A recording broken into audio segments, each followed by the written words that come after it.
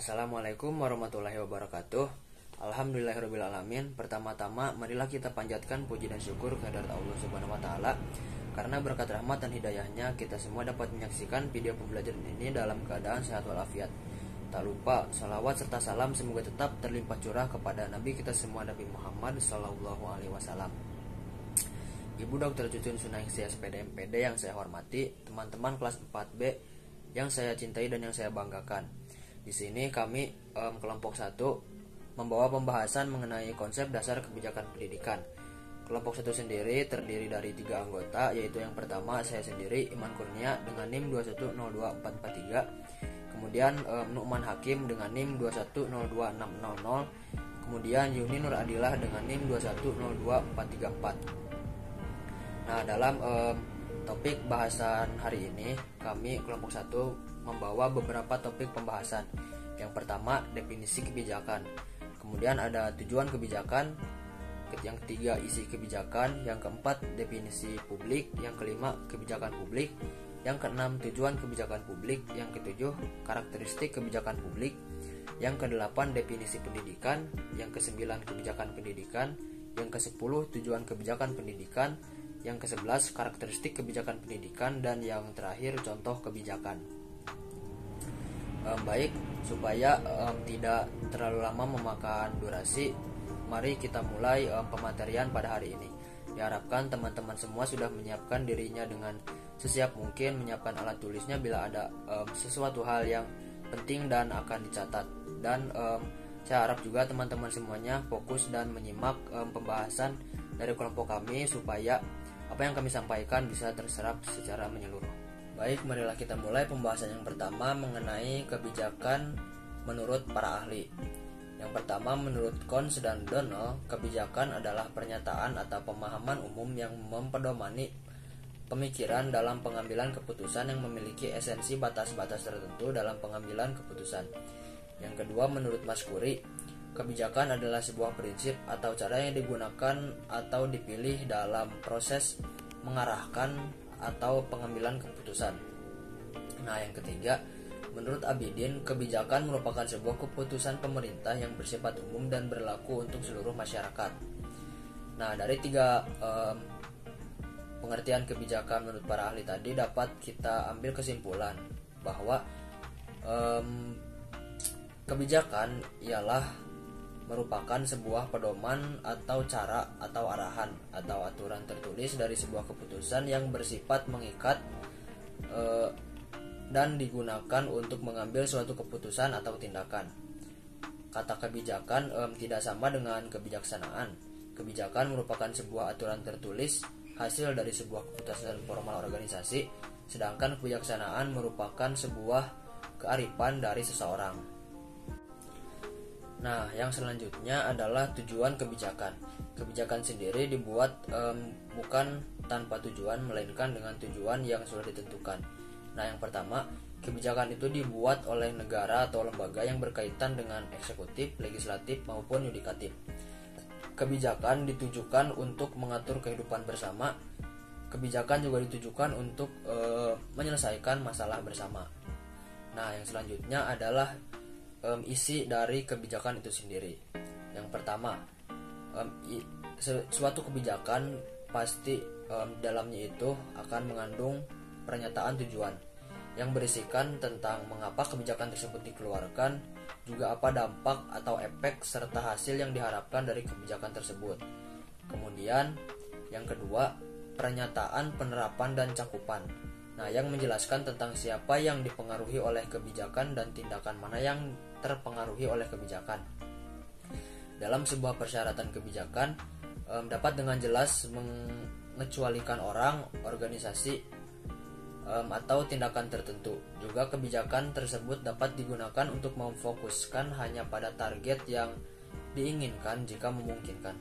Kemudian tanggal efektif, yaitu menunjukkan tentang kapan kebijakan akan mulai berlaku.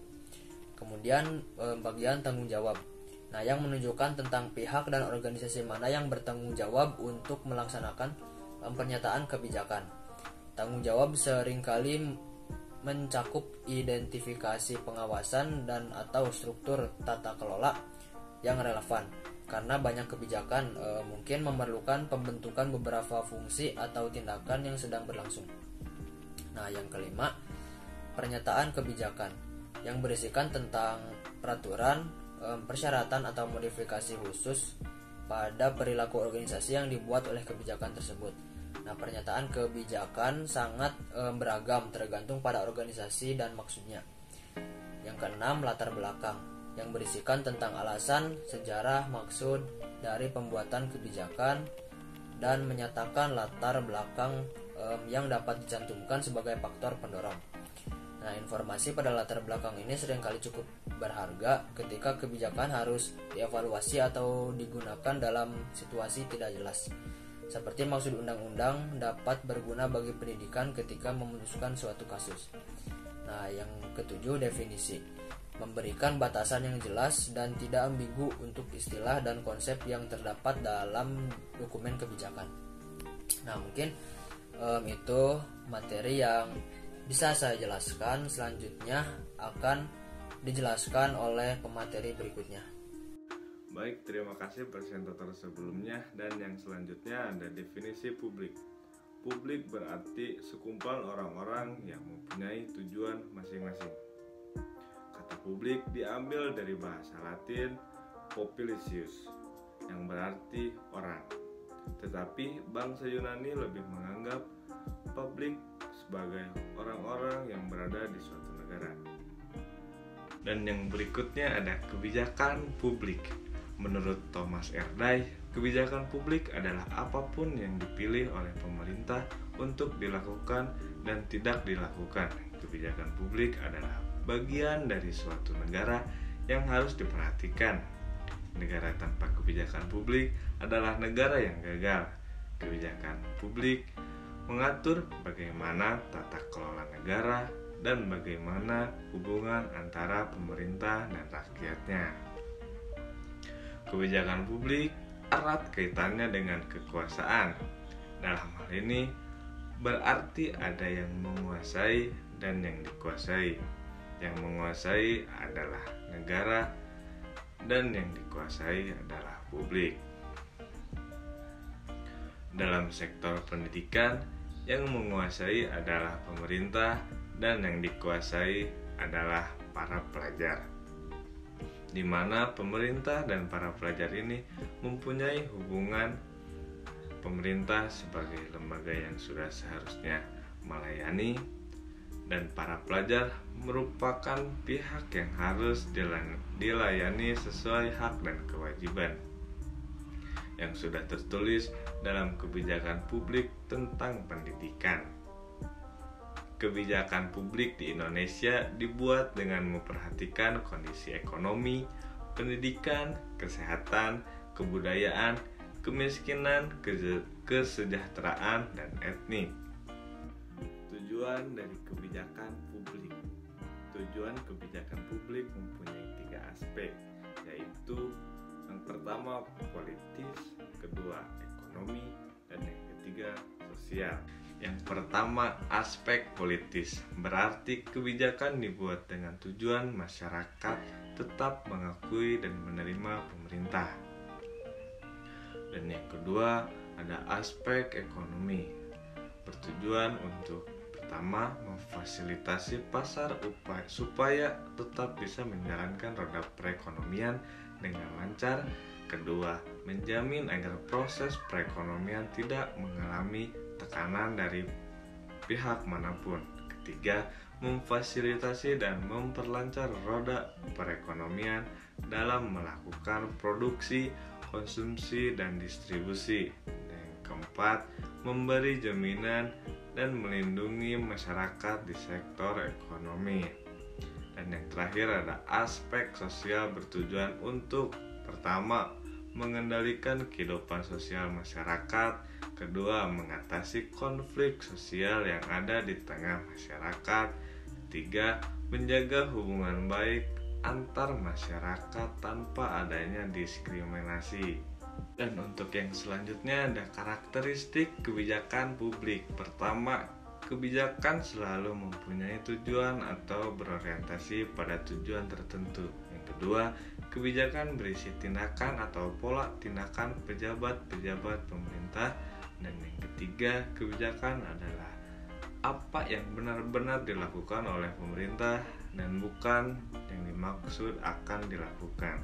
Keempat, kebijakan publik bersifat positif, merupakan tindakan pemerintah mengenai sesuatu masalah tertentu. Bersifat negatif merupakan tindakan pemerintah untuk tidak melakukan sesuatu. Dan yang terakhir, kebijakan publik selalu berdasar pada peraturan perundang-undangan tertentu yang bersifat memaksa. Mungkin presentasi dari saya dicukupkan sekian. Saya lanjutkan ke presentator selanjutnya. Baik, saya ucapkan terima kasih kepada pemateri sebelumnya yang telah memberikan kesempatan kepada saya untuk memaparkan materi selanjutnya. Nah, teman-teman, kan tadi kita sudah mendengar penjelasan tentang kebijakan dan kebijakan publik. Maka dari itu, untuk pembahasan kita kali ini yaitu kita akan membahas tentang kebijakan pendidikan.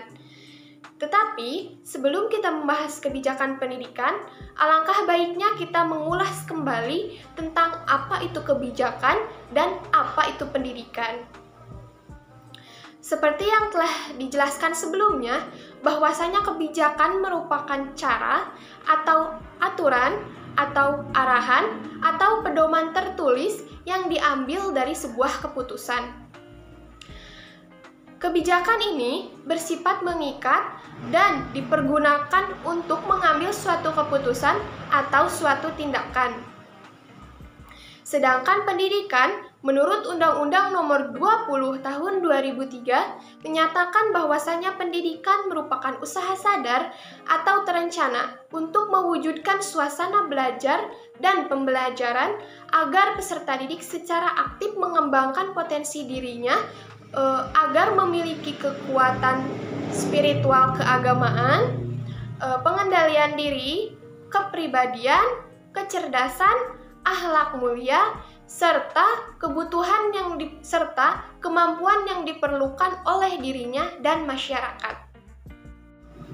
Setelah kita memahami tentang apa itu kebijakan dan apa itu pendidikan, maka sebuah kebijakan pendidikan merupakan keseluruhan proses dan hasil perumusan langkah-langkah strategi pendidikan yang dijabarkan dari visi dan misi pendidikan dalam rangka untuk mewujudkan tujuan pendidikan dalam suatu masyarakat untuk suatu kurun waktu tertentu, menurut Hasbuloh 2015. Kebijakan pendidikan merupakan bagian dari kebijakan publik karena sebuah pendidikan memiliki kaitan yang erat dengan kawasan publik.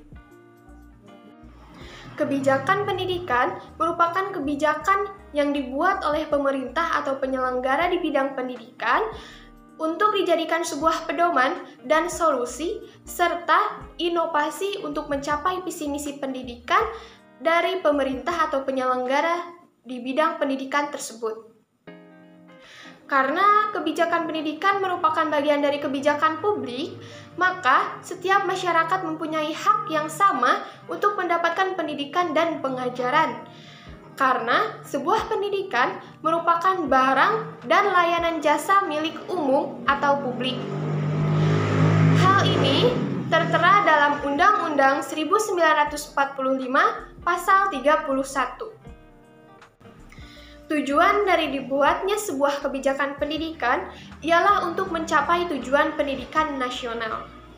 Tujuan pendidikan nasional yaitu mengembangkan watak dan pengetahuan, serta peradaban bangsa yang bermartabat, serta berkembangnya potensi peserta didik menjadi manusia yang utuh. Sebuah kebijakan pendidikan memiliki 6 karakteristik. Yang pertama, memiliki tujuan pendidikan. Yang kedua, terpenuhinya aspek legal dan formal. Yang ketiga, memiliki konsep operasional. Yang keempat, dibuat oleh pihak yang berwenang. Yang kelima, dapat dievaluasi. Dan yang terakhir, yaitu memiliki sistematika. Yang pertama, Karakteristik sebuah kebijakan pendidikan harus memiliki tujuan pendidikan. Maksud dari karakteristik yang pertama ini, bahwasanya kebijakan pendidikan harus memiliki tujuan yang berhubungan dengan pendidikan. Dan kebijakan pendidikan yang dibuat harus disusun lebih terarah, jelas, dan memiliki gambaran mengenai kontribusi kebijakan ini terhadap dunia pendidikan. Menurut Lazuardi 2017. Karakteristik yang kedua, di mana kebijakan pendidikan yang dibuat harus memenuhi aspek formal dan legal. Maksud dari karakteristik ini ialah bahwasanya kebijakan pendidikan yang dibuat harus memenuhi beberapa persyaratan agar bisa disahkan dan diakui sebelum kebijakan ini dilaksanakan. Menurut Anwar 2017. Karakteristik yang ketiga ialah bahwasanya kebijakan pendidikan yang dibuat harus memiliki konsep operasional. Nah, maksud dari karakteristik yang ketiga ini bahwasanya sebuah kebijakan pendidikan harus memiliki manfaat operasional yang diterapkan agar pencapaian tujuan dapat diukur dengan jelas. Menurut Solihin 2015.